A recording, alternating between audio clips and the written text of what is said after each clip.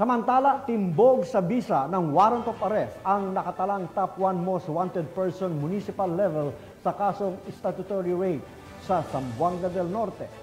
Yan ang tinutukan ni Patrolwoman Joyce Abiog. Ay isang individual sa kinasang joint law enforcement operation ng mga tauhan ng Midsalip MPS kasamang Regional Intelligence Division 9, Zamboanga del Sur Provincial Intelligence Unit at Sibutad MPS sa Barangay Poblasyon, Sibutad, Zamboanga del Norte nito lamang ika-19 ng Agosto taong kasalukuyan.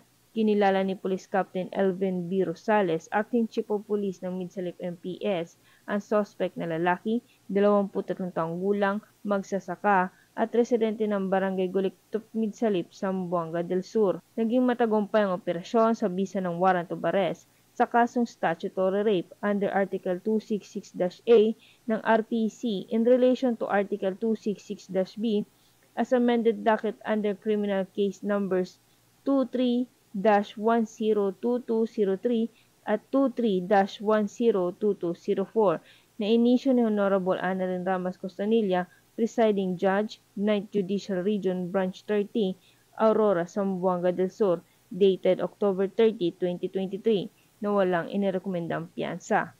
Kasalukuyang nasa pangangalaga na ng Midsalip MPS ang nasabing suspect para sa tamang dokumentasyon at disposisyon.